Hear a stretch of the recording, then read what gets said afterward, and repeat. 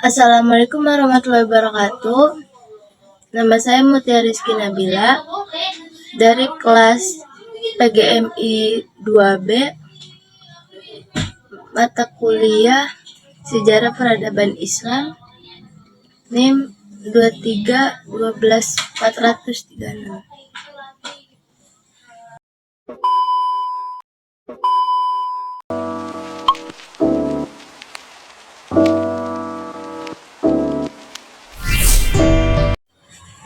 Jadi, saya akan mempresentasikan sebuah presentasi saya yang berjudul tentang kondisi geografis, agama, dan peradaban bangsa Arab pra-Islam.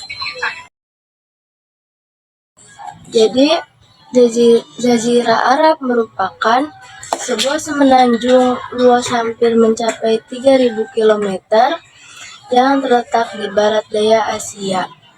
Semenanjung ini berbatasan dengan Teluk Oman dan Teluk Persia atau Teluk Arab di sebelah timur, disebut Laut Merah di sebelah barat, Lautan India di sebelah selatan, Irak dan Syria di sebelah utara.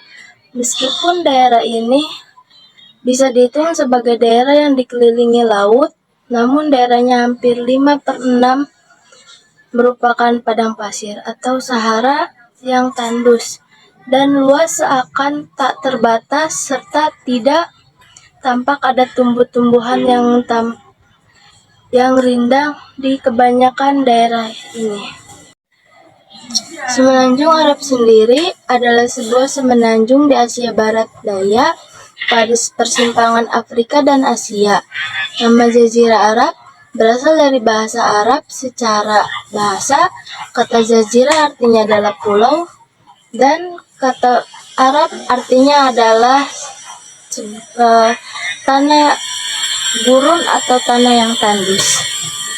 Maka secara istilah, Jazirah Arab diartikan sebagai nama sebuah pulau atau negara yang terletak di wilayah padang pasir yang tandus pada masa peradaban dan kebudayaan umat-umat ini. Jazirah Arab diapit oleh dua kerajaan besar yakni Romawi dan Persia. Kemudian setelah itu menyusul India dan Yunani. Bangsa Arab memiliki lika-liku sejarah yang panjang.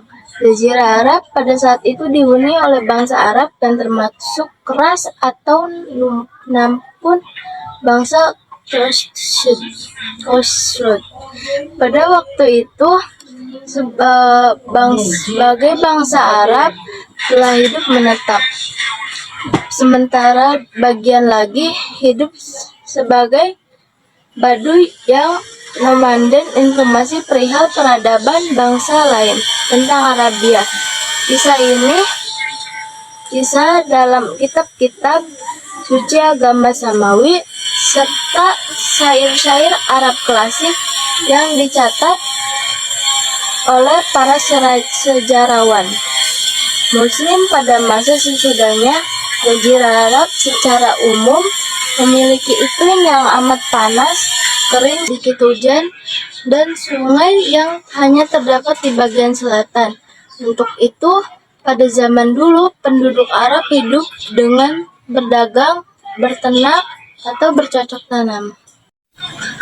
Bangsa Arab menjadi dua golongan, yaitu suku bangsa Arab Baidah atau yang telah lenyap, dan suku bangsa Arab Bakiyah atau yang masih ada. Bangsa Arab Baidah ini telah ada jauh sebelum Islam. Sejarah ini keberadaan mereka sangat sedikit yang dapat diketahui selama ini.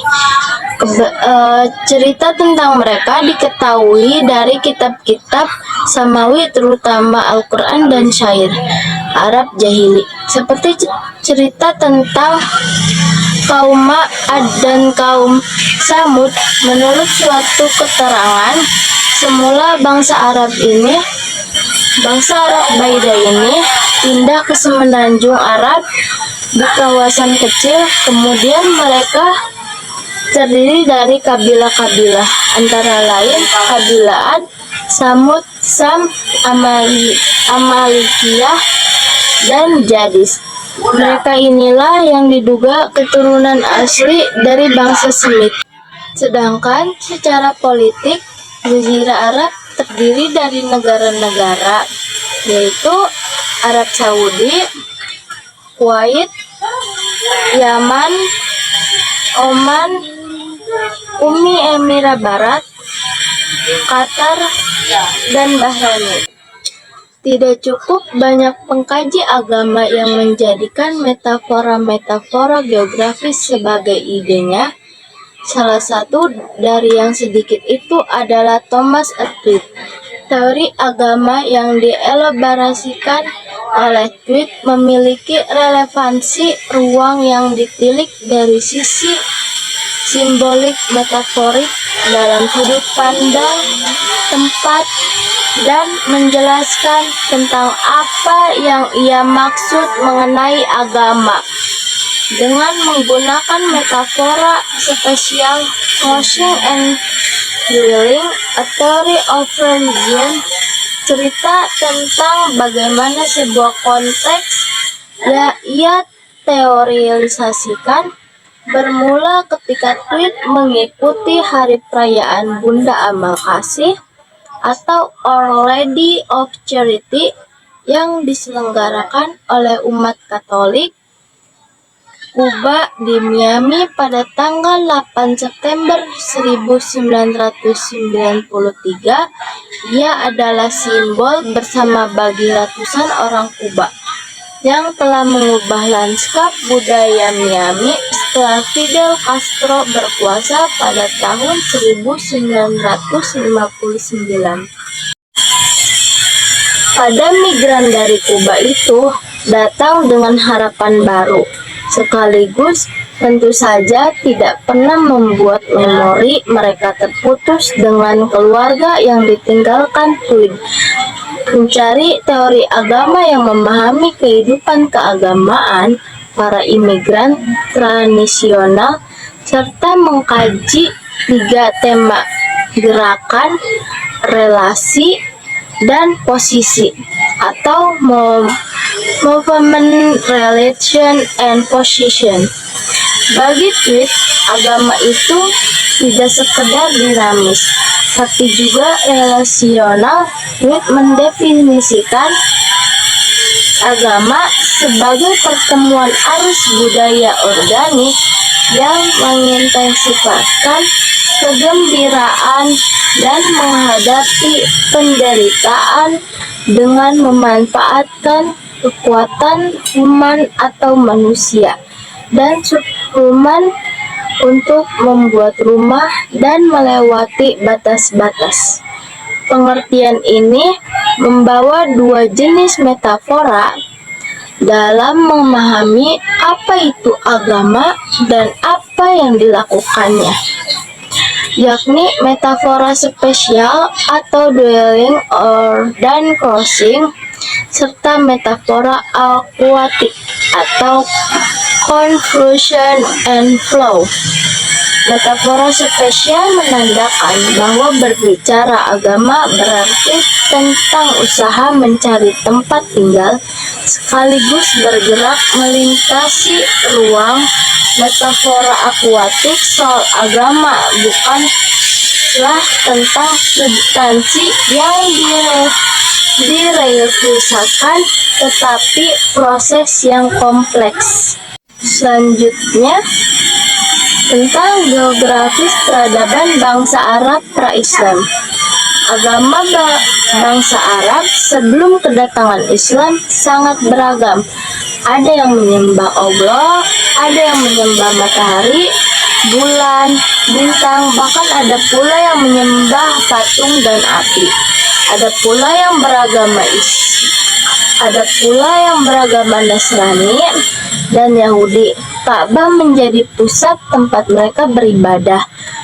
Menurut riwayat dalam Ka'bah itu terdapat 360 buah patung yang bermacam-macam bentuk dan warna menurut kemauan masing-masing kabilah dan suku, atau Muhammad Hussein Haikal 2007. Dalam lingkungan masyarakat ini yang menyadarkan peradabannya sejak ribuan tahun kepada sumber agama, dilahirkan para rasul yang membawa agama-agama yang kita kenali sampai saat ini. Berhadapan dengan agama Masehi yang terbesar, berdiri pula kesatuan agama Majusi di Persia. Selama beberapa abad itu, Australia dan Mesir yang membentang sepanjang Tunisia atau sekarang Lebanon telah merintangi terjadi suatu pertarungan langsung antara kepercayaan peradaban Barat dan Timur. Tetapi dengan masuknya Mesir dan Tunisia ke dalam lingkungan Masehi telah pula menghilangkan rintangan itu. Paham Masehi Barat dan Masehi Timur sekarang sudah saling berhadapan. Sungguh begitu peradaban yang dihasilkan dari kesuburan negerinya serta penduduknya menetap menimbulkan gangguan juga dalam jazirah itu. Misalnya, gangguan raja-raja Yaman yang kadang dari keluarga Himyar yang sudah turun-temurun, sehingga juga dari kalangan rakyat Himyar sampai pada waktu Duwas al-Himyari berkuasa. Duwas sendiri lebih condong kepada agama Musa atau Yudaisme dan tidak menyukai penyembahan berhala yang telah menimpa bahasnya. Ia belajar agama dari orang-orang Yahudi yang berpindah dan menetap di Yaman. Duwas inilah yang disebut oleh para ahli sejarah yang termasuk dalam kisah orang-orang yang membuat parit. Selama berabad-abad berturut-turut, baik Barat maupun Timur, dengan hendak menghormati agama mereka masing-masing yang sedianya berhadapan dengan rintangan moral, masing-masing mereka perlu dengan sekuat tenaga berusaha mempertahankan kepercayaan dan satu sama lain tidak saling mempengaruhi kepercayaan dan peradabannya, sekalipun peperangan mereka itu berlangsung terus-menerus sampai sekian lama. Mayoritas penganeh Yahudi tersebut bercocok tanam dan membuat alat-alat besi seperti perhiasan dan persenjataan. Begitu juga penganut Kristen, karena mereka sama-sama terpengaruhi dari kebudayaan Helenisme dan pemikiran Yunani. Aliran Kristen yang masuk ke Jazirah Arab ialah aliran Nestorian dan Hirah, dan aliran Jarob Baradi di Gasan. Daerah Kristen yang terpenting adalah Najran, sebuah daerah yang subur. Penganut agama Kristen tersebut berhubungan dengan Habasyah atau Ethiopia, negara yang melindungi agama ini.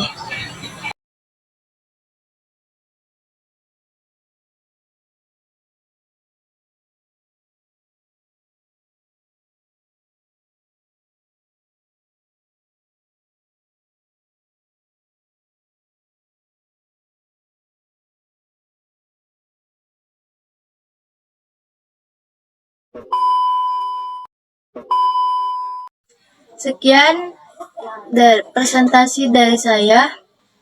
Wassalamualaikum warahmatullahi wabarakatuh.